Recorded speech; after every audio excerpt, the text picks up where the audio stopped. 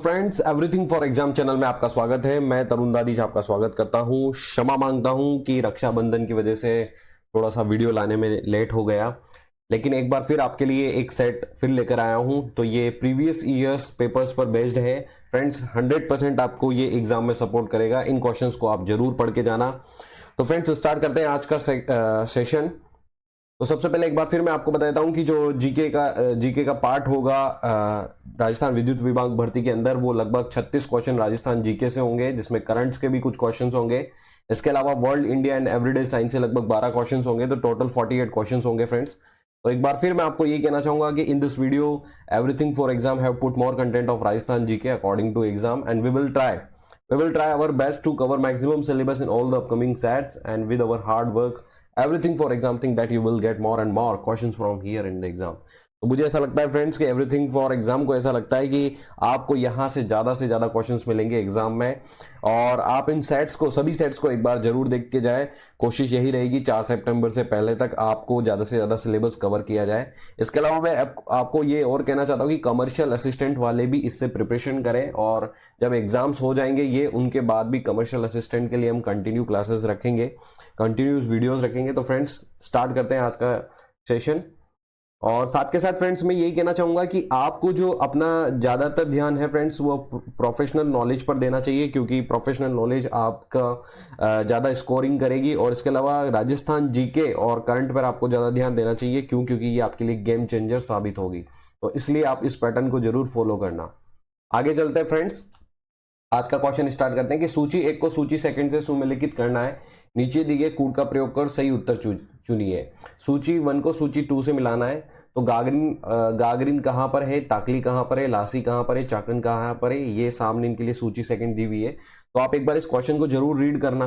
तो मैं आपका इसका सही आंसर बताता हूं बिना टाइम खराब किए हुए। तो इसका सही आंसर है फ्रेंड्स A1। इसका सही आंसर है। मैं आपको बताता हूं कि जो गागरिन है वो झालावाड़ में, गागरिन का किला भी आपने सुना होगा, लेकिन ये गागरिन का किला के लिए नहीं है।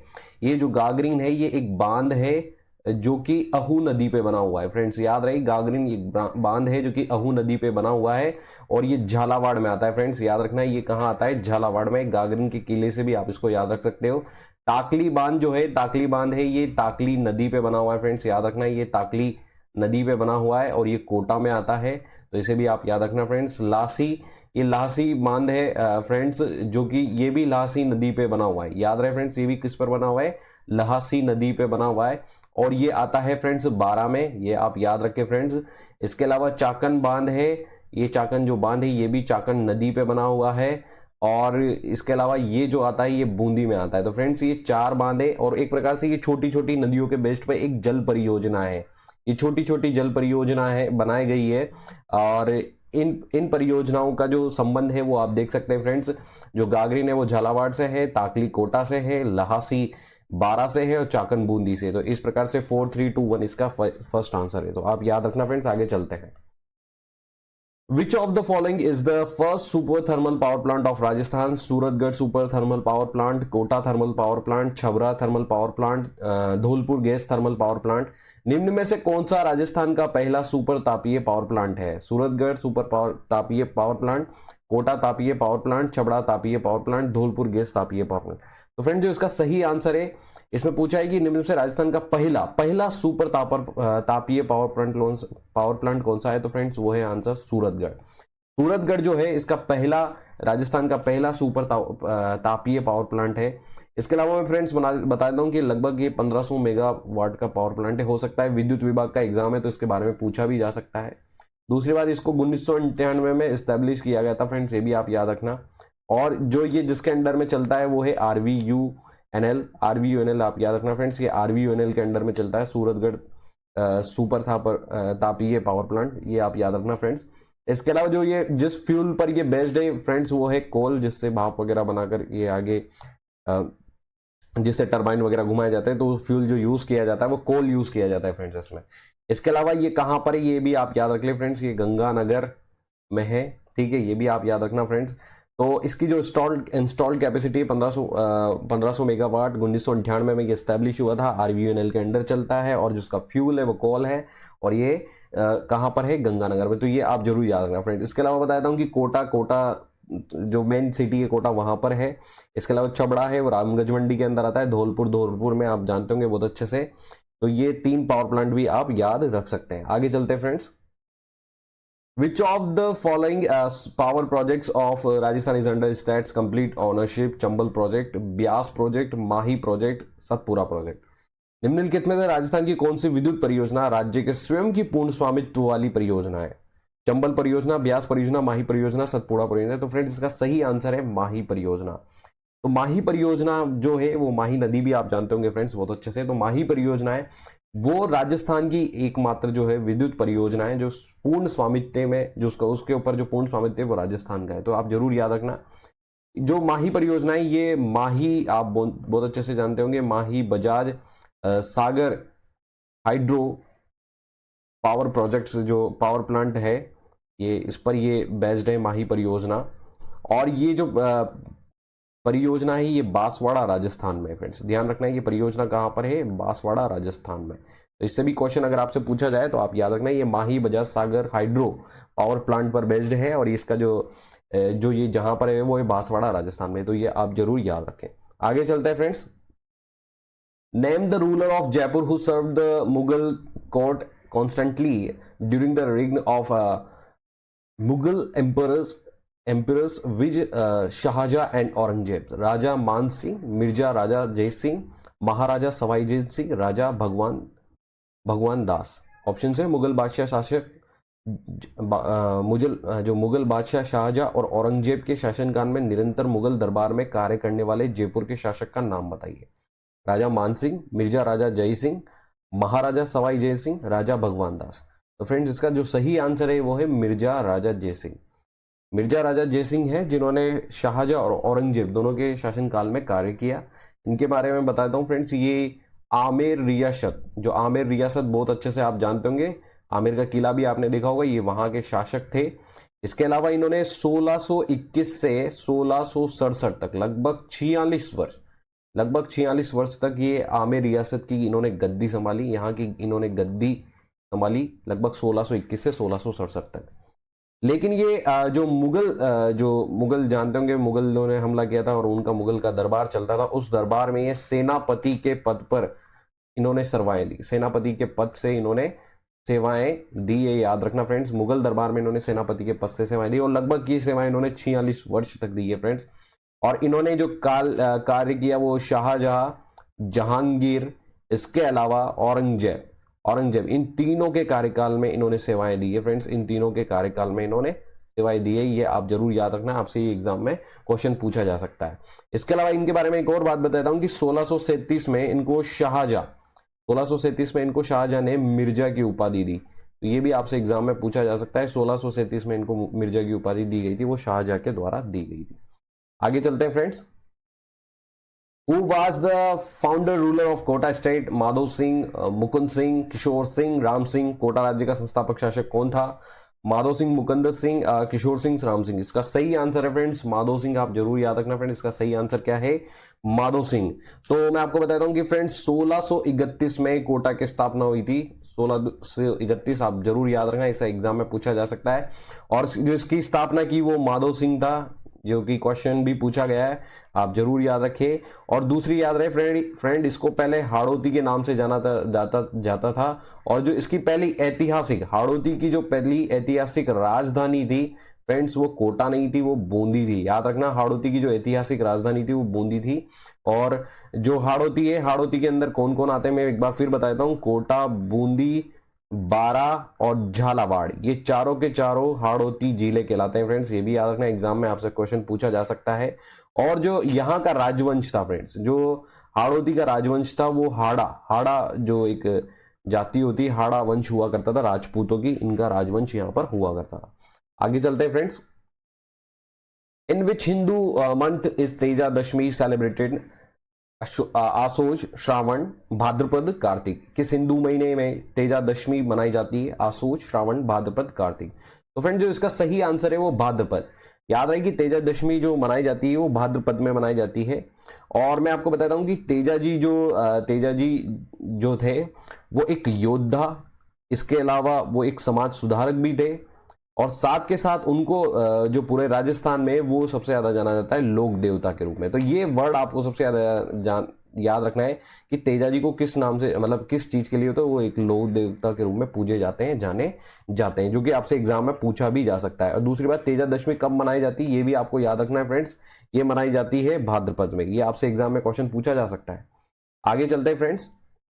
Champakali ornament is worn on which part of the body? Neck, head, forehead, year. Champakali आभूषण शरीर के किस अंग पर पहना जाता है? गर्दन, सिर, माथा, कान। तो इसका सही आंसर है फ्रेंड्स, चंपाकली जो आभूषण है वो गर्दन में पहना जाता है। ये आप जरूर याद रखें फ्रेंड्स, एग्जाम में आपसे पूछा जा सकता है।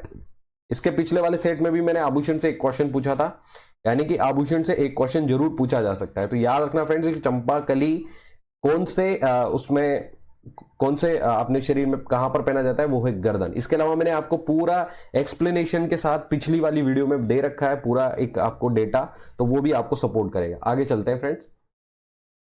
हु फाउंडेड वर्धमान विद्यालय इन जयपुर? विजय सिंह पथिक, टीकाराम पालीवाल, अर्जुनलाल सेठी, हीरालाल शास्त्री। जयपुर में वर्धमान विद्यालय की स्थापना किसने की? विजय सिंह पथिक, टीकाराम पालीवाल, अर्जुन लाल सेठी, हीरालाल शास्त्री। तो फ्रेंड्स का सही आंसर है अर्जुन लाल सेठी।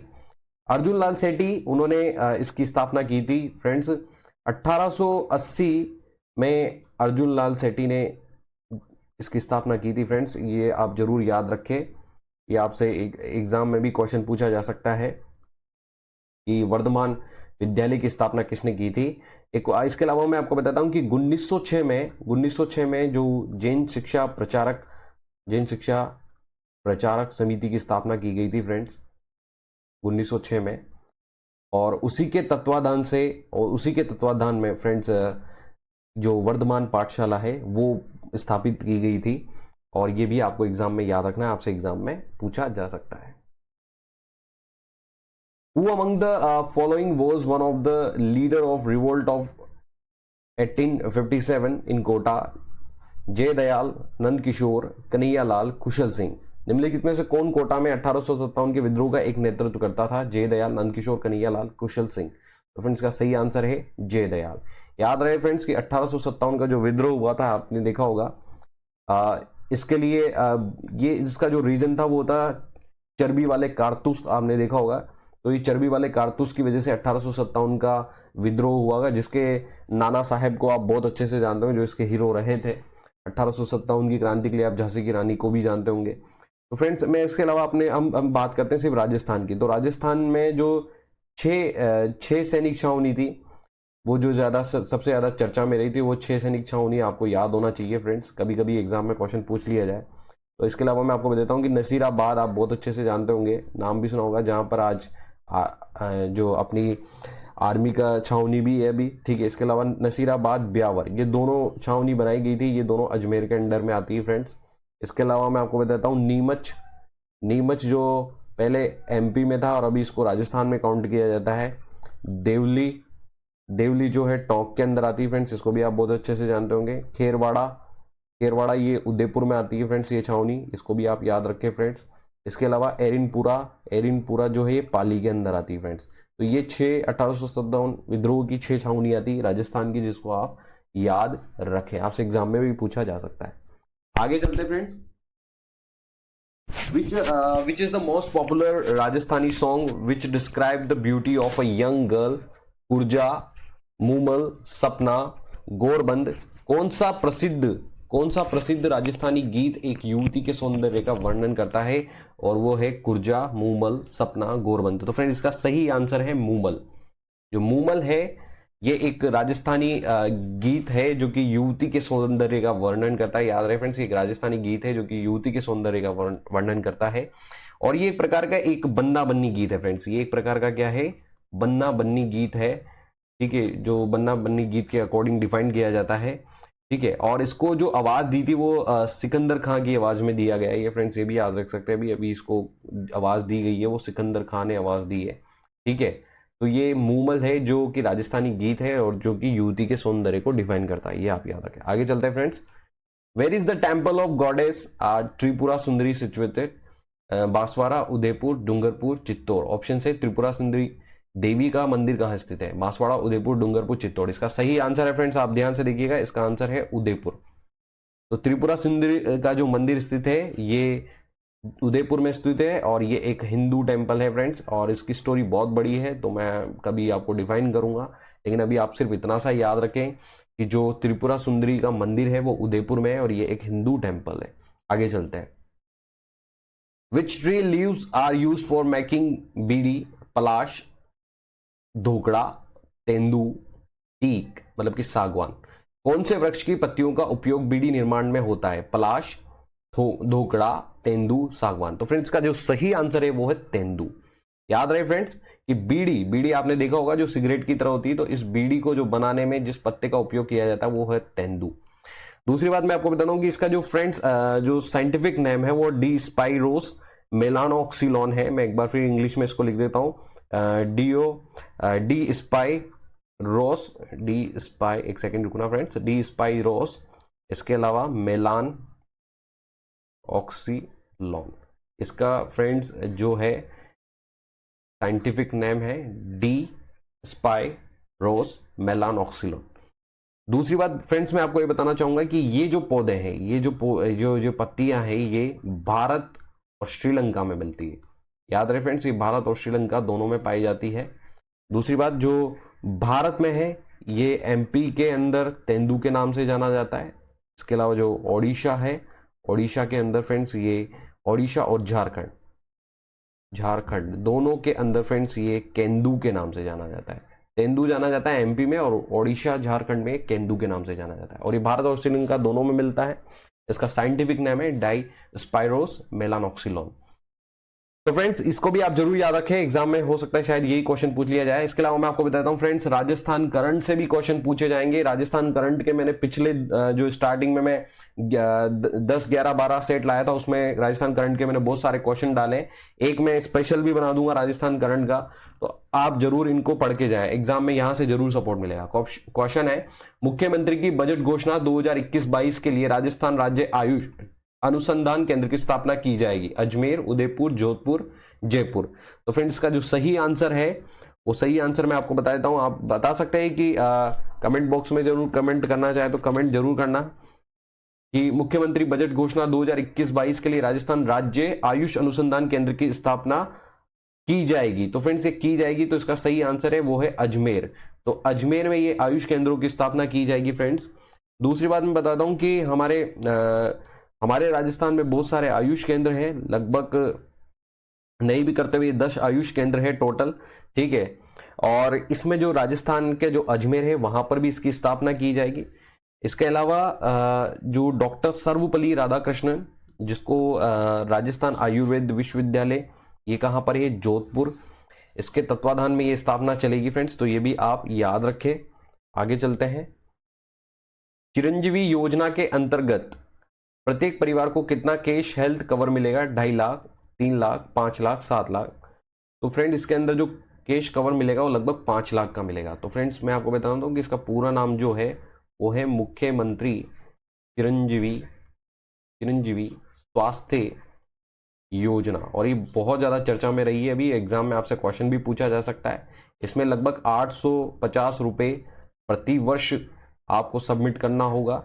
इस पर आपको क्या मिलेगा? 5 लाख का इलाज के लिए आपको क्या मिलेगा? एश्योरेंस मिलेगा, जो आप कहां पर करा सकते हैं? गवर्नमेंट एंड प्राइवेट हॉस्पिटल दोनों में इसका इलाज, इस योजना के अंतर्गत आप इलाज करा सकते हैं। तो ये जरूर याद रखें। पर इसके साथ साथ मैं आपको एक और चीज बताता हूं, आप आयुष्मान भारत भी याद रखना फ्रेंड।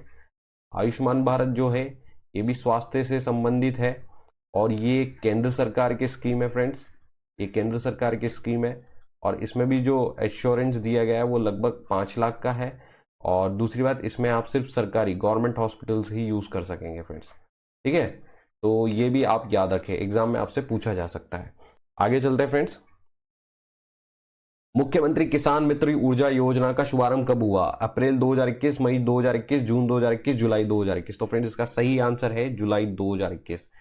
2 जुलाई 2000, ये मैं आपको लास्ट वीडियो में भी डिफाइन कर चुका हूं। मैं आपको एक बार फिर बता देता हूं कि जो भी किसान होंगे जिनके पास कृषि मीटर्ड कनेक्शन होंगे, जो भी किसान होंगे जिनके पास कृषि मीटर्ड कनेक्शन होंगे, उनको लगभग 1,000 रुपये प्रति माह, ठीक है, 1,000 रुपये प्रति माह और 12,000 प्रति वर्ष का अनुदान दिया जाएगा बिजली के लिए, ठीक है, बिजली के लिए अनुदान दिया जाएगा लगभग फ्रेंड्स। तो ये आप जरूर याद रखें, ये किसानों के लिए थोड़ा बिजली के अनुदान दिया जाएगा, जिसके लिए ये योजना लाई गई है, मुख्यमंत्री किसान मित्र ऊर्जा योजना, जो कि जुलाई 2021 में स्टार्ट की गई है, आप जरूर याद रखें। आगे चलते हैं फ्रेंड्स, इंडिया जीके पे चलते हैं। Varun 18 is an exercise related to which one of the following? Naval, military, air force, disaster relief force. Varun 18 नामक अभ्यास किस निम्न में से किससे अब संबंधित है? नौसेना, थल सेना, वायुसेना, आपदा राहत दल। तो पहली बात तो फ्रेंड्स मैं आपको बताता हूँ, यहाँ पर लिखा हुआ है वरुण 18। तो जब ये जिस पेपर से ये क्वेश्चन उठाया गया है, ये 2018 का क्वेश्चन है। तो आपको सिर्फ ये याद रखना है कि फ्रेंड्स वरुण एक्सरसाइज किस किस के बीच में होती है?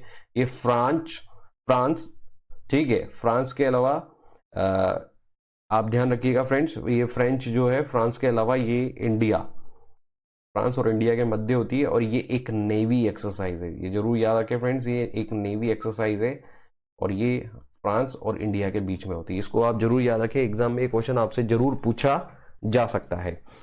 आगे चलते हैं friends. In which year was the Indian patent act passed?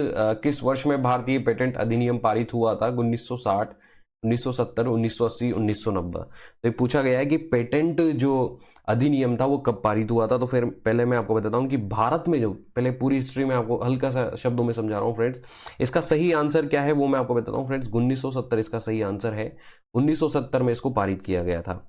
तो भारत में जो सर्वप्रथम जो इसके बारे में बनाया गया, इसके बारे में जो डिजाइन किया गया वो 1911 में डिजाइन किया गया कि भारतीय जो पेटेंट अधिनियम ये बनाया गया था 1911 में, बनाया गया 1911 में, ये याद रखना फ्रेंड्स आप।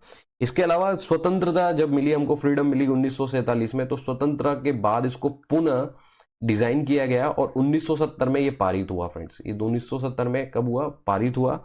और ये जो लागू हुआ, ये लागू मतलब एक प्रकार से ये रनिंग में आया 1972 से, ये रनिंग में आया फ्रेंड्स 1972 से, तो इसको भी आप याद रखना।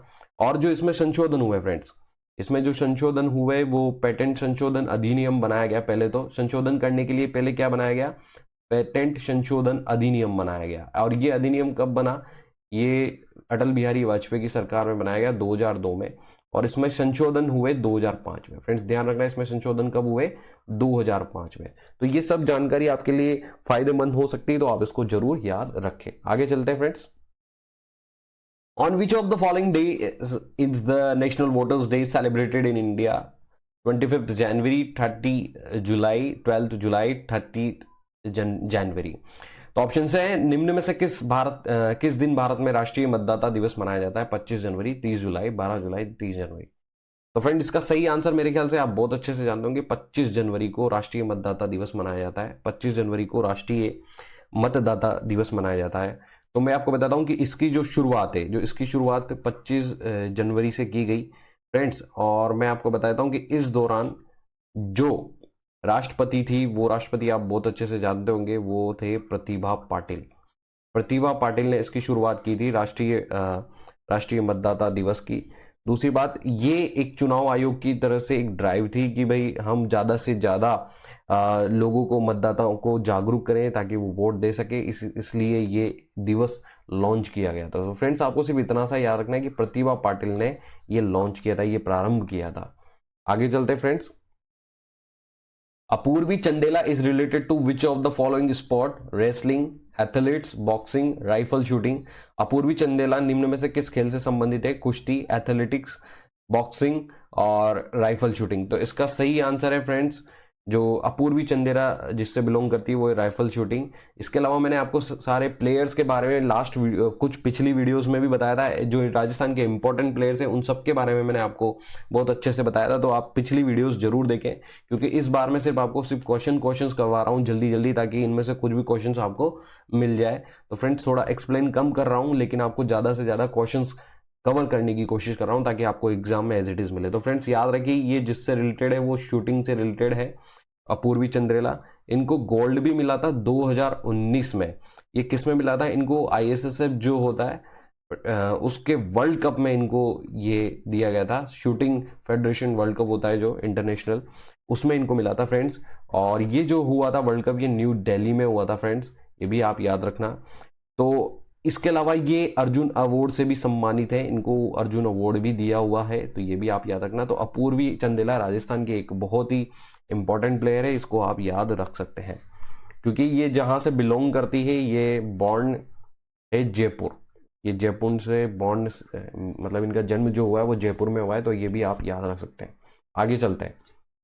भारतीय राष्ट्रीय कांग्रेस का गठन किस वर्ष हुआ? 1901, 1835, 1875, 1885। बहुत अच्छे से आप जानते होंगे फ्रेंड्स, जो भी पॉलिटिक्स का बंदा होगा, जो पॉलिटी ज्यादा पढ़ता होगा, उसको तो बहुत अच्छे से याद होगा कि 1885 में भारतीय राष्ट्रीय कांग्रेस का गठन हुआ था। तो मैं ये भी बताता हूँ कि फ्रेंड्स ये 28 दिसंबर 1885 को इसकी स्थापना हुई थी।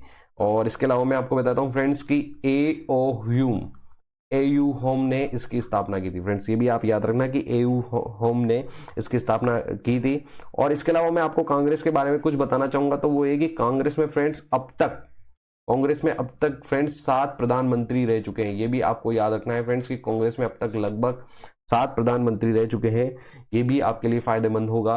और जो सबसे पहला प्रधानमंत्री था वो पंडित जवाहरलाल नेहरू थे फ्रेंड्स, पंडित जवाहरलाल नेहरू जी पहले प्रधानमंत्री, जो कि आप बहुत अच्छे से जानते होंगे, लगभग 47 से 65 तक ये प्रधानमंत्री रहते। तो सबसे पहले प्रधानमंत्री कौन थे? पंडित जवाहरलाल नेहरू। इसके अलावा मैं बताता हूं कि अंतिम जो कांग्रेस से प्रधानमंत्री रहे वो मनमोहन सिंह रहे, जो भी आपको याद रखना चाहिए फ्रेंड्स। कभी कभी क्या होता है, फर्स्ट और लास्ट से पूछ लिया जाता है कि पहले कांग्रेस से प्रधानमंत्री कौन थे? जवाहरलाल नेहरू। और अंतिम कौन थे? मनमोहन सिंह।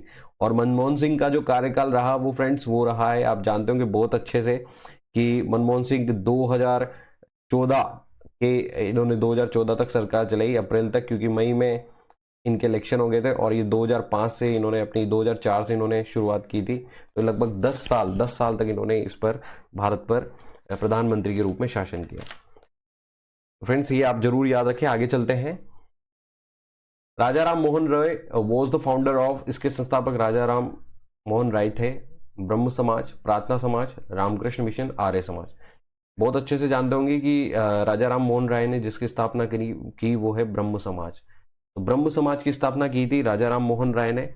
इसके अलावा मैं आपको इनको ये भी बता देता हूं कि इनको आधुनिक, अगर आपसे कभी पूछा जाए कि आधुनिक भारत का जनक किसको कहा जाता है, आधुनिक भारत का जनक किसको कहा जाता है, तो वो है राजा राम मोहन राय। ये भी आप याद रखें, राजा राम मोहन राय है जिनको आधुनिक भारत का जनक कहा जाता था। और इन्होंने सती प्रथा, बाल विवाह, इनके लिए बहुत सारे कदम भी उठाए थे फ्रेंड्स। ये भी आप याद रखना कि सती प्रथा और बाल विवाह, इनके खिलाफ मुहिम भी चलाई थी। इसके हिसाब से भी आप इनको याद रख सकते हैं। और 1829 में ही सती प्रथा पर रोक लगी थी, आपको पता होगा फ्रेंड्स, ये भी आप याद रखना। इसके अलावा मैं आपको बताता हूं कि प्रार्थना समाज की स्थापना आत्माराम पांडुरंग ने की थी। रामकृष्ण मिशन की आप बहुत अच्छे से जानते होंगे। रामकृष्ण मिशन जो है स्वामी विवेकानंद ने इसकी स्थापना की थी। और आर्य समाज की जो स्थापना है दयानंद सरस्वती ने की थी। आप ये जरूर याद रखना, एग्जाम में आपसे क्वेश्चन पूछा जा सकता है। Which among the following is a folk dance of India? निम्नलिखित में से कौन सा भारतीय लोक नृत्य है? कथकली, मोहिनीअट्टम, मणिपुरी, गरबा। तो फ्रेंड्स मैं आपको बताता हूं कि इसमें 3 जो है वो क्लासिकल डांस है और एक फोल्क डांस है। तो जो फोल्क डांस है, जो भारतीय लोक नृत्य है, वो है गरबा। ध्यान दीजिएगा फ्रेंड्स, जो गरबा है वो एक लोक नृत्य है, तो ये गुजरात से बिलोंग करता है। ध्यान रहे ये नृत्य कहाँ का है? गरबा आप बहुत अच्छे से जानते होंगे फ्रेंड्स, गरबा गुजरात का एक फोल्क डांस है। इसके अलावा जो क्लासिकल डांस है कथकली आप जानते होंगे बहुत अच्छे से फ्रेंड्स, ये केरल से है, ये क्लासिकल डांस है। मोहिनीअट्टम भी केरल से है। इसके अलावा मणिपुरी जो है इसी में नाम छुपा हुआ है, मणिपुर का ये क्लासिकल डांस है। तो ये 3 जो है ये फ्रेंड्स ये क्लासिकल डांस है। इसके अलावा ये जो है ये लोक नृत्य है, तो इसको आप जरूर याद रखें। इसके अलावा मैंने लोक नृत्य भी अपनी पिछली वीडियो में एक्सप्लेन कर रखा है, तो आप वहां से इसको पूरा लोक नृत्य को रीड कर सकते हैं। आगे चलते फ्रेंड्स, ये एवरीडे साइंस के हम स्टार्ट कर रहे हैं। How many contrasting characters did Mendel select for his experiments? Mendel ने अपने प्रयोगों के लिए कितने विषम लक्षण चुने थे? तो फ्रेंड इसका सही आंसर है 7। तो मेंडल ने जो अपना प्रयोग किया था फ्रेंड्स, याद रहे वो उद्यान मटर पे किया था। उद्यान जो मटर का पौधा होता है उस पर ये उसने किए थे, और लगभग इसके लिए उन्होंने 7 लक्षणों को चुना था। ठीक है। तो उन्होंने लगभग 7 लक्षणों को चुना था और इसको एक्सप्लेन करने के लिए फ्रेंड्स बहुत टाइम चाहिए, लेकिन आप सिर्फ इतना सा याद रखिए कि उन्होंने कितने लक्षणों को चुना था, 7 को। इसके अलावा उन्होंने किस पर एक्सपेरिमेंट किया था, मटर के ऊपर किया था, वो भी कौन से मटर, उद्यान मटर। तो ये आप इतना सा इनके बारे में याद रखें। और इसके अलावा इनको आनुवंशिकता का जनक भी कहते हैं मेंडल को, तो ये भी आप याद रखना। आगे चलते हैं friends. Who propose the chromosomal theory of inheritance, Lamarck, Darwin, Hooker, Sutton. तो इसका सही आंसर क्या है देखते हैं इसके बारे में, हिंदी में भी इसको एक बार रीड करते हैं। किस वैज्ञानिक ने वंशागति का गुण सूत्रीय सिद्धांत प्रस्तुत किया, लेमार्क, डार्विन, हुकर, सटन। तो इसका सही आंसर है फ्रेंड्स सटन। आप सोच रहे होंगे क्रोमोसोल थ्योरी आपके दिमाग में आते हैं, आपके दिमाग में कुछ डार्विन जैसा भी कुछ याद आ रहा होगा कुछ, लेकिन इसका जो सही आंसर है फ्रेंड्स वो सटन है। कि जो गुणसूत्रीय सिद्धांत जिसने दिया था वो सटन ने दिया था फ्रेंड्स। इसके अलावा मैं आपको बताता हूं कि जो वोल्टर सटन जो थे, इनका पूरा नाम फ्रेंड्स याद रखिए, इनका पूरा नाम था वोल्टर सटन। इनके साथ एक और वैज्ञानिक थे जो आप शायद नहीं जानते होंगे, उनका नाम था थियोडोर बोवेरी। ध्यान रहे फ्रेंड्स, थियोडोर बोवेरी। इन दोनों ने मिलकर इस सिद्धांत को एक्सप्लेन किया था फ्रेंड्स। इस सिद्धांत को एक्सप्लेन इन दोनों ने मिलकर किया था, ये आप याद रखना फ्रेंड्स। इसके अलावा इसका जो ज्यादातर श्रेय है वो वोल्टर सटन को दिया जाता है, क्योंकि उन्होंने बोला था कि गुणसूत्र आनुवंशिकता जीन की एक इकाई को कहा जाता है, इसलिए इसका जो ज्यादातर जो श्रेय है वो वोल्टर सटन को दिया जाता है। आगे चलते हैं friends. The unit of rate of flow of electric charge, volt, मोह, एम्पियर, ओम। वापस से, इलेक्ट्रिक आवेश के प्रवाह की दर का मात्रक है वोल्ट, मोह, एम्पियर, ओम। तो फ्रेंड्स याद रखिए विद्युत प्रवाह की यानी कि आवेश प्रवाह की दर को क्या कहा जाता है, पहली बात तो ये याद रखिए फ्रेंड्स, इसको विद्युत धारा कहा जाता है। ठीक है फ्रेंड्स, विद्युत धारा को हमेशा किससे रिप्रेजेंट किया जाता है, आई से, और जो इसका मात्रक होता है फ्रेंड्स वो होता है एम्पियर। ये भी याद रखें कि विद्युत धारा का जो मात्रक होता है वो क्या होता है, एम्पियर। ये भी आपसे एग्जाम में पूछा जा सकता है। Which is an example of physical change, metal rusting, silver transition, water boiling, paper burning. निम्न में से कौन सा भौतिक परिवर्तन का उदाहरण है, जंग लगना, चांदी का काला होना, पानी का उबलना, कागज का जलना। तो फ्रेंड्स आप देख रहे हैं कि जंग जब लगती है तब भी स्थायी परिवर्तन हो जाता है। ठीक है, इधर से कागज जब जलता है तब भी इसमें स्थायी परिवर्तन होता है, ये जलता है तब भी एक स्थायी परिवर्तन होता है। तो इसका जो सही आंसर है, जो फ्रेंड्स इसका सही आंसर है वो पानी का उबलना। पानी का उबलना इसका सही आंसर है, क्योंकि ये एक क्या है, अस्थायी परिवर्तन है। तो जो अस्थायी परिवर्तन होता है फ्रेंड्स वो भौतिक परिवर्तन कहलाता है, क्योंकि जैसे बर्फ का पानी बनना, पानी से वापस बर्फ बनना, पानी से वाष्प बनना और वाष्प से वापस पानी बनना, तो ये जो परिवर्तन होते हैं फ्रेंड्स ये सब क्या कहलाते हैं, भौतिक परिवर्तन कहते हैं। जैसे पानी में शक्कर का घुलना और पानी से घुली शक्कर को वापस क्रिस्टल के रूप में शक्कर बना देना, तो ये भी एक क्या है, भौतिक परिवर्तन कहलाते हैं। तो ये जरूर याद रखें। लेकिन लोहे पे जंग लगना एक क्या है, रासायनिक परिवर्तन, क्योंकि एक स्थायी परिवर्तन हो जाता है, उसमें जंग लगने के बाद लोहा बदल जाता है, लोहा चेंज हो जाता है। आगे चलते हैं friends. Chemical formula of plaster of Paris, plaster of Paris का रासायनिक सूत्र क्या है, तो आप ये फॉर्मूले देखिए friends, CSO4 2H2O, CSO4 dot half H2O, CaNO3 whole thrice 2, Ca3PO4 whole thrice 2। तो फ्रेंड जो इसका सही आंसर है, आप मेरे ख्याल से बहुत अच्छे से जानते होंगे फ्रेंड्स कि जो इसका सही आंसर है वो है हाफ H2O, बहुत अच्छे से जानते होंगे, CSO4 हाफ H2O। इसको केमिकल नेम क्या दिया गया है वो भी आपको मैं बता देता हूं फ्रेंड्स। इसको बोला जाता है कैल्शियम सल्फेट हेमी हाइड्रेट, को बोला जाता है कैल्शियम सल्फेट हेमी हाइड्रेट, इसका पूरा नाम है। दूसरी बात, जो इसमें मिलाया जाता है जिससे ये बनाया जाता है वो होता है जिप्सम। तो फ्रेंड्स इसको जिप्सम से तैयार किया जाता है, ये भी आप याद रखें। इसको मूर्ति कला, प्लास्टर बनाने में, इनमें सब में इसका उपयोग किया जाता है। याद रहे फ्रेंड्स, मूर्ति कला, प्लास्टर में, इनमें ईट वगैरह में भी इनका सबका इसी का यूज किया जाता है। ठीक है, तो फ्रेंड्स ये जरूर याद रखें। सॉरी फ्रेंड्स, इसका जो यूज है वो मूर्ति कला में यूज किया जाता है, प्लास्टर बनाने में किया जाता है। ठीक है, और इसका जो निर्माण है वो जिप्सम से किया जाता है। ठीक है, मैं एक बार अपने आप को फिर करेक्ट कर रहा हूं। दूसरी बात, इसका जो रासायनिक नाम है वो है कैल्शियम सल्फेट हेमी हाइड्रेट, ये भी। Which of the following colors suffers maximum division in a prism? Yellow, blue, green, orange. एक प्रिज्म में निम्नलिखित में से कौन सा रंग सबसे अधिक विचलित होता है, पीला, नीला, हरा, नारंगी। फ्रेंड इसका सही आंसर है नीला। वैसे आप सोच रहे होंगे यार ये किस तरीके का क्वेश्चन है, तो मैं इस पूरे क्वेश्चन को आपको बहुत अच्छे से एक्सप्लेन करता हूं, आप ध्यान देना फ्रेंड्स। ये आपके कलर होते हैं विबग्योर, आप बहुत से अच्छे से जानते होंगे। इन विबग्योर को बोला जाता है फ्रेंड्स विजिबल रेज भी बोला जाता है। ठीक है फ्रेंड्स, विजिबल रे यानी कि आपको इनको दृश्य किरणें भी कहा जाता है। दूसरी बात फ्रेंड्स मैं आपको बता देता हूं कि विबग्योर में जब आप इधर की ओर बढ़ेंगे, इधर की ओर बढ़ने पर आपका क्या बढ़ेगा, लैम्बडा। लैम्बडा जिसको आप क्या बोलते हैं, वेव लेंथ इंग्लिश में बोलते हैं, और हिंदी में इसको तरंग दैर्ध्य कहा जाता है। तो फ्रेंड्स ध्यान दीजिएगा, इधर बढ़ने पर लैम्बडा बढ़ता है, और इधर बढ़ने पर क्या होता है आपका, ध्यान दीजिएगा क्या बढ़ता है फ्रेंड्स, फ्रीक्वेंसी बढ़ती है। तो अगर आपसे कभी पूछा जाए कि सबसे ज्यादा फ्रीक्वेंसी किसकी होगी, तो इसकी, और सबसे ज्यादा तरंग दैर्ध्य किसकी होगी, रेड कलर की होगी। यानी कि सबसे ज्यादा, अगर जिसकी तरंग दैर्ध्य सबसे कम होगी वो सबसे ज्यादा विचलित होगा। अगर सबसे ज्यादा विचलित होगा तो वो कौन सा होगा, बैंगनी यानी कि वॉयलेट कलर होगा जो सबसे ज्यादा विचलित होगा फ्रेंड्स, ये आप याद रखना।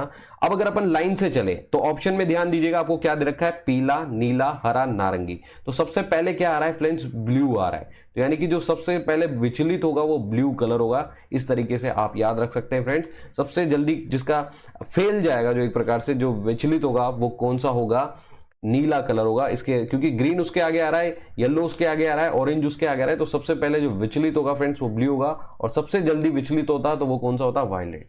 दूसरी बात आपने देखा होगा कि आसमान, मतलब जब सूरज छिप जाता है, सूरज छिप जाता है उसके बाद भी संध्या, आसमान के टाइम पे जो संध्या होती है उसके टाइम भी आपका जो आसमान है वो आपने देखा होगा थोड़ा थोड़ा लाल दिखाई देता है। तो उस लाल दिखाई देने का रीजन यही होता है क्योंकि रेड की जो वेवलेंथ होती है वो सबसे अधिक होती है, सबसे अधिक होती है, इसकी वजह से वो दिखाई देता है फ्रेंड्स। और अगर फ्रेंड्स आप इधर की ओर चलते हैं तो इधर की ओर ही आपकी गामा रेज आती है, जो गामा रेज आती है, और उन्हीं की सबसे ज्यादा तरंग दैर्ध्य सबसे ज्यादा होती है। तो फ्रेंड्स ये भी आप ध्यान रख सकते हैं। आगे चलते हैं फ्रेंड्स, कितने बिट एक बाइट के बराबर होते हैं, 32, 1024, 10 lakh, 8। How many bits are equal to 1 byte. तो मैं आपको फ्रेंड्स बता देता हूं कि 1 बाइट जो आपका होता है, 1 बाइट में आपकी टोटल 8 बिट्स होती है फ्रेंड्स। ये भी मैं आपको एक्सप्लेन कर चुका हूं फ्रेंड्स। और जो एक निबल आपका होता है फ्रेंड्स, ये एक जो निबल आपका होता है ये लगभग 4 बिट का होता है, ये भी आप याद रखना फ्रेंड्स। 4 बिट्स का होता है ये भी आप, यानी कि आपका जो एक कैरेक्टर है वो लगभग 8 बिट से मिलकर बनता है। एक कैरेक्टर जो होता है वो लगभग 8 बिट से मिलकर बनता है, तो ये आप जरूर याद रखें। इसके अलावा फ्रेंड्स मैं आपको बताता हूं कि जो आपका 1 KB, ये भी याद रखें फ्रेंड्स कि 1 KB में आपका लगभग कितना होता है, 1024 बाइट्स होता है। इसके अलावा 1 GB में जो सॉरी आपका 1 MB जो होता है, उस 1 MB में आपका 1024 KB होता है, और 1 GB जो होता है उसमें लगभग 1024 MB होता है फ्रेंड्स, ये भी आप याद रखें फ्रेंड्स, सॉरी फ्रेंड्स।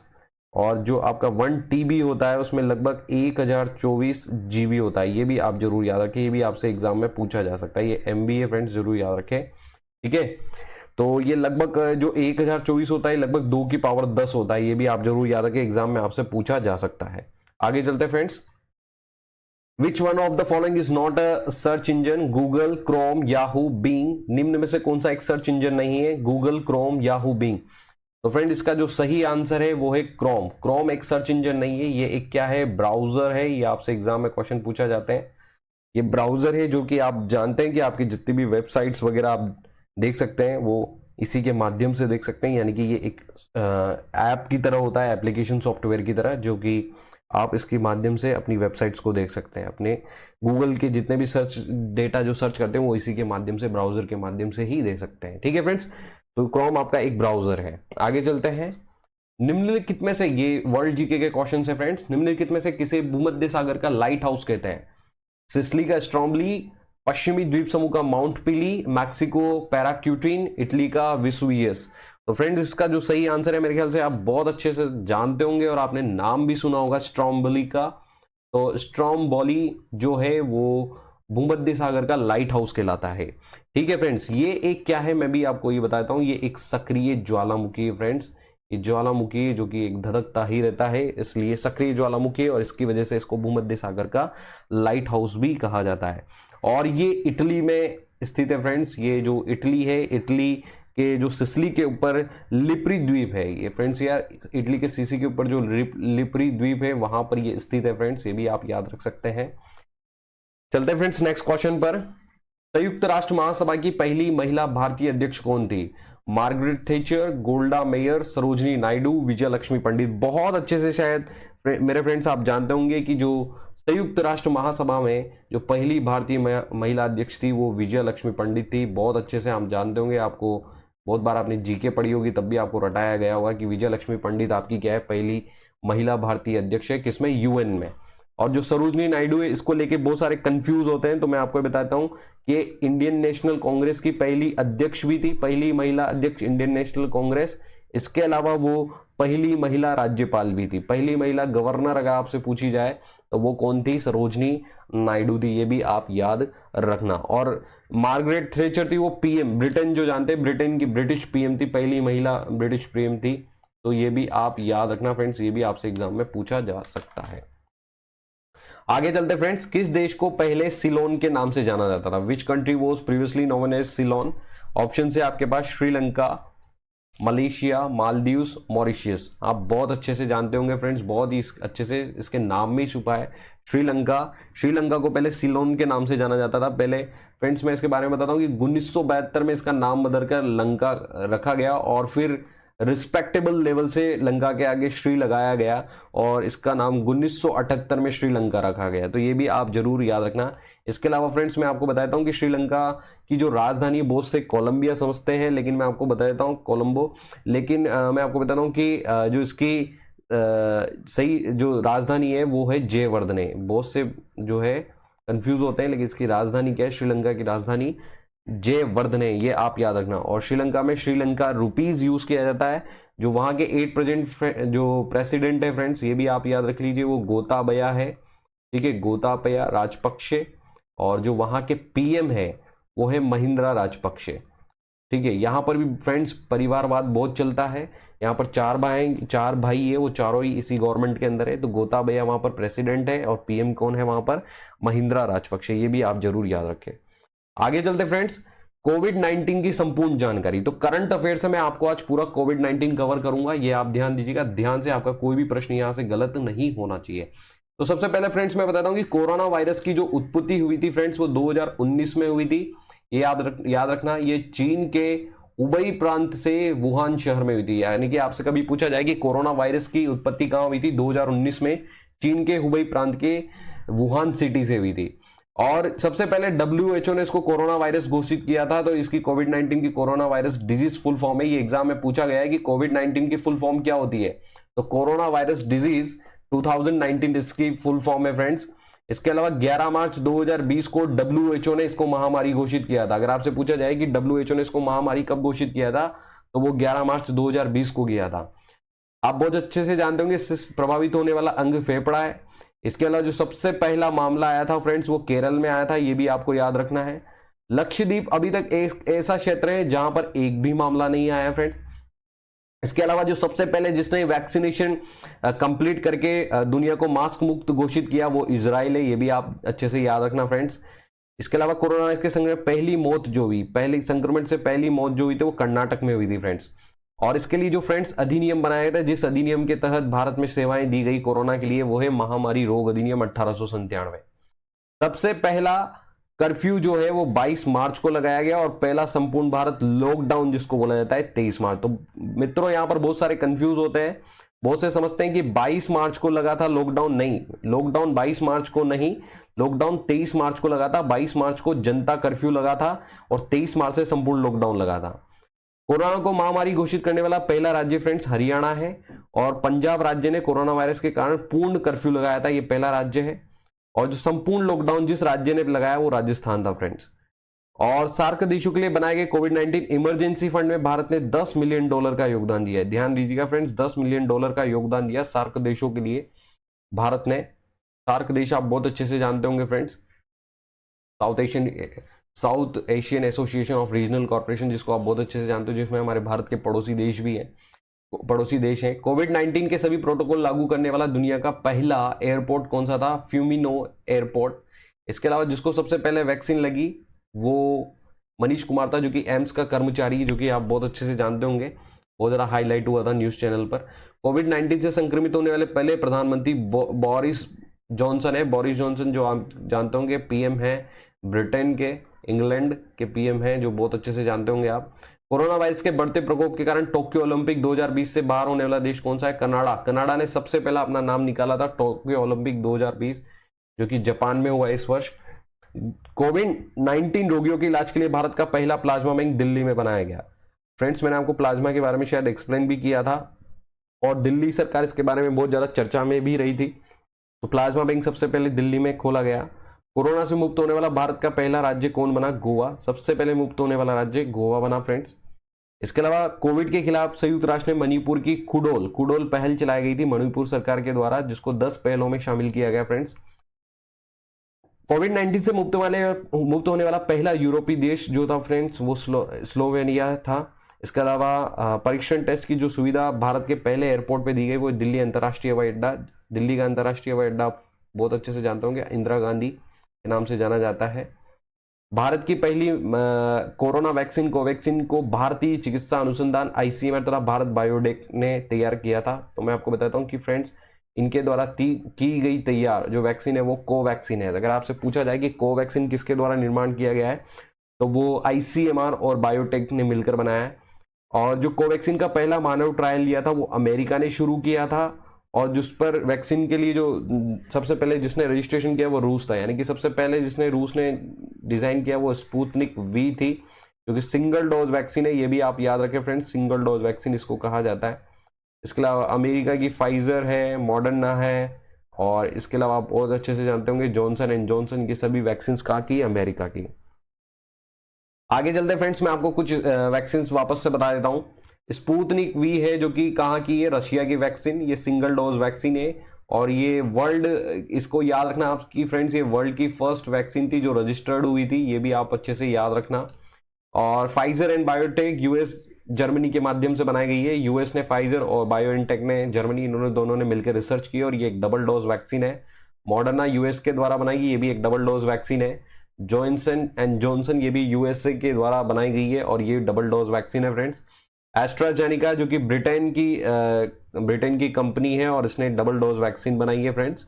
कोविशील्ड जो कि इंडिया की वैक्सीन है, ये सीरम इंस्टीट्यूट ऑफ इंडिया के द्वारा बनाई है जो कि इन्होंने एस्ट्राजेनिका के साथ मिलकर ये बनाया है फ्रेंड्स। तो मैं बता देता हूँ कि सीरम इंस्टीट्यूट ऑफ इंडिया जो कि आप जानते होंगे जिसने कोविशील्ड वैक्सीन बनाई है और ये इसका जो हेडक्वार्टर है वो पुणे में है और जो इसके अध्यक्ष है वो है आधार पूनावाला और जो इसके संस्थापक है वो साइरस पूनावाला है फ्रेंड्स। इन्होंने जो मिलके बनाई वो एस्ट्राजेनेका के साथ मिलके बनाई है, ये भी आप याद रखना फ्रेंड्स। और ये जो है ये लंदन में है और ये ऑक्सफोर्ड यूनिवर्सिटी के साथ मिलके इन्होंने ये रिसर्च की गई है जिसके साथ इन्होंने ये बनाई है वैक्सीन। ये एक डबल डोज वैक्सीन है फ्रेंड्स, ये भी याद रखिए। ये इसको भारत की वैक्सीन बोला जाता है कोविशील्ड और ब्रिटेन में इसको एस्ट्राजेनिका के नाम से जाना जाता है। कोवैक्सीन जो कि इंडिया की है और इसको भारत बायोटेक और ICMR ने मिलकर बनाया है, Indian council of medical research. ये भी एक डबल डोज वैक्सीन है फ्रेंड्स। याद रहे कि ये एकमात्र स्वदेशी वैक्सीन है, एकमात्र इसको स्वदेशी वैक्सीन बोल सकते हो आप, ठीक है फ्रेंड्स, जो कि भारत ने बनाई है। और सिनोवैक कोरोनावैक जो कि चाइना में बनाई है, जो कि ये भी डबल डोज वैक्सीन है फ्रेंड्स। और याद रहे कि पाकिस्तान में इसी वैक्सीन को दिया जा रहा है, याद रहे फ्रेंड्स, ठीक है। आगे चलते हैं। दूसरी बात फ्रेंड्स मैं आपको बताना चाहूंगा कि आप हमारी ये कोरोना, ये जो मैंने आपको इधर वीडियो बताया इसका लिंक मैं डिस्क्रिप्शन बॉक्स में दूंगा। अगर आपको वैक्सीन की संपूर्ण डिटेल चाहिए तो आप ये वीडियो जरूर देखना। अगर आपको डिटेल चाहिए और अगर इसी डिटेल से आपका काम चल जाता है तो कोई दिक्कत नहीं है, नहीं तो आप ये वीडियो भी देख सकते हैं। ये इधर मैंने लिंक दिया हुआ है फ्रेंड्स, आपको डिस्क्रिप्शन बॉक्स में मैं इसका लिंक दूंगा। आगे चलते फ्रेंड्स। कोविड-19 के समय चलते गए महत्वपूर्ण ऑपरेशन और मिशन कौन से, तो उस पर हम बात करते हैं। ऑपरेशन नमस्ते, ये भारतीय सेना द्वारा चलाया गया था फ्रेंड्स। आपको इतना सा ही याद रखना है कि ऑपरेशन नमस्ते किसके द्वारा चलाया गया था? भारतीय सेना द्वारा। अब भारतीय सेना द्वारा क्यों चलाया गया था इसका भी मैं आपको रीजन बताता हूं कि सेना हमारे देश की रक्षा करती तो उसको सुरक्षा देना जरूरी था, तो संक्रमण से मुक्त रखने के लिए ये चलाया गया था। वंदे मातरम मिशन ये विदेशों में फंसे नागरिकों को निकालने के लिए था, तो ये भी आप याद रखना। वंदे मातरम मिशन क्यों चलाया गया था?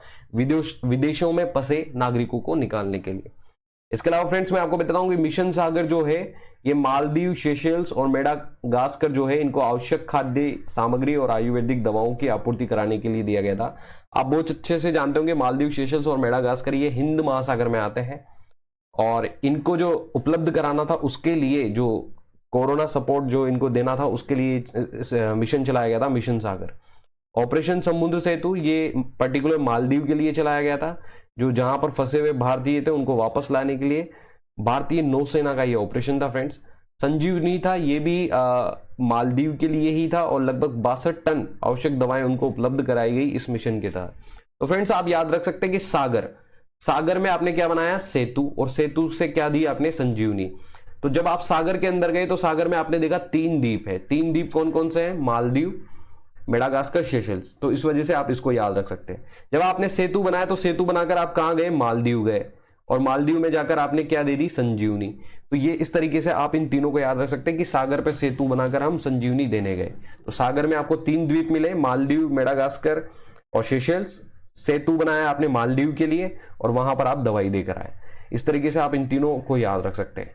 तो कोरोना कवच ऐप था फ्रेंड्स, ये भारत सरकार के द्वारा चलाई गई थी सर्वप्रथम की ज्यादा से ज्यादा कोरोना आइसोलेशन, क्वारंटाइन तरह की फैसिलिटीज दी जाए। ब्रेक द चेन केरल सरकार के द्वारा चलाई गई थी। मैं बता देता हूं कि जो पहला केस आया था फ्रेंड्स वो केरल में ही आया था, याद रहे फ्रेंड्स, पहला केस केरल में आया था।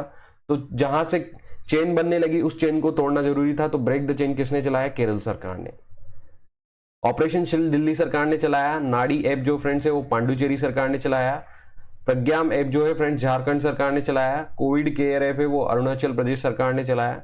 आरोग्य सेतु जो आप जानते होंगे फ्रेंड्स बहुत प्रचलित है, ये भारत सरकार द्वारा चलाई गई थी।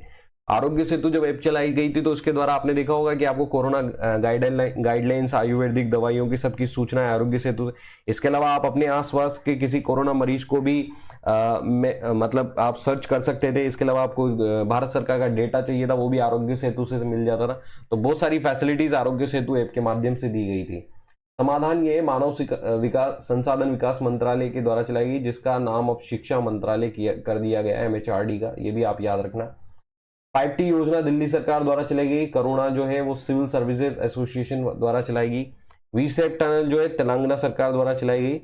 आई गॉट पोर्टल जो भारत सरकार द्वारा चलाया गया। कोविड कवच महाराष्ट्र सरकार द्वारा चलाया गया। और मो जीवन जो है ओडिशा सरकार द्वारा। संजीवन ऐप जो है बिहार सरकार द्वारा। नमस्ते ओवर हैंडशेक जो है फ्रेंड्स वो कर्नाटक सरकार द्वारा। प्रवासी रोजगार ऐप, इसको भी आप याद रखें फ्रेंड्स। प्रवासी रोजगार ऐप किसके द्वारा चली गई, सोनू सूद। सोनू सूद बहुत ज्यादा चर्चा में रहे हैं अपने कार्यों की वजह से, अपनी हेल्प की वजह से। तो ये भी आप याद रखें। एक इंडियन आइकन बन के निकले हैं वो, तो इसलिए भी आपको याद रखना चाहिए। आयुष कवच ऐप ये भी बहुत ज्यादा चर्चा में रही थी, क्योंकि उत्तर प्रदेश सरकार में आप जानते हैं एकदम से बहुत ज्यादा केसेस बढ़ गए थे। गवर्नमेंट बहुत ज़्यादा गवर्नमेंट को बहुत ज़्यादा लोगों की तरफ से परेशान किया गया। फिर लेकिन गवर्नमेंट ने अपना एक अच्छा उदाहरण दिया, केसेस कम किए, उसको कवर किया, और उसमें एक आयुष कवच ऐप का भी बहुत बड़ा रोल बताया गया था। कोविड फार्मा ऐप जो है आंध्र प्रदेश सरकार के द्वारा चलाई गई। बट फ्रेंड्स मैं आपको एक चीज बता रहा हूं कि आपको जो सबसे ज्यादा ऐप जो याद रखनी है वो आपको याद रखनी है फ्रेंड्स। 2 ऐप आपको सबसे ज्यादा याद रखनी है, वो है आरोग्य सेतु और इसके अलावा कोविन। यहां पर मेंशन नहीं है। कोविन ऐप और आरोग्य सेतु ऐप आपको दोनों याद रखनी है। इन दोनों ऐप्स का जो यूज है फ्रेंड्स अभी वैक्सीनेशन स्लॉट के लिए यूज किया गया था। कोविन ऐप को किसके लिए बनाया गया है, वैक्सीनेशन के लिए बनाया गया है, ये भी आप याद रखना। और अगर आपसे कभी पूछा जाए कि इंटरनेशनल लेवल पर कौन सी ऐप को सराहा गया और किस ऐप को यूज किया जा रहा है, तो वो भी कोविन ऐप है, ये भी आप याद रखना। तो ये आपको जरूर याद रखना है, एग्जाम में इन्हीं से क्वेश्चन पूछे जाएंगे। ऐप से अगर कोई क्वेश्चन आएगा तो वो इन्हीं से आएगा, डैम श्योर। तो फ्रेंड्स हम आपके लिए लाएंगे current topic, current affairs, general awareness, general science, computer awareness, job alert, exam and cut off analysis, motivational videos, reasoning and English. Friends कोशिश यही रहेगी कि 4 सितंबर से पहले ज्यादा से ज्यादा more and more questions cover हो, ज्यादा से ज्यादा कंटेंट आप तक पहुंचाया जाए फ्रेंड्स, यही मेरी पूरी कोशिश रहेगी और उसके लिए मैं काम भी कर रहा हूं। और दूसरी बात मैं आपको कहूंगा फ्रेंड्स, आप एग्जाम में जाने से पहले एक बार इन वीडियोस को जरूर देखें। 100% आपको बहुत सपोर्ट मिलेगा फ्रेंड्स, बहुत ही ज्यादा सपोर्ट मिलेगा।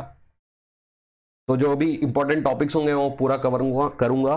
तो friends thank you for watching everything for exam, and please like, subscribe and share करना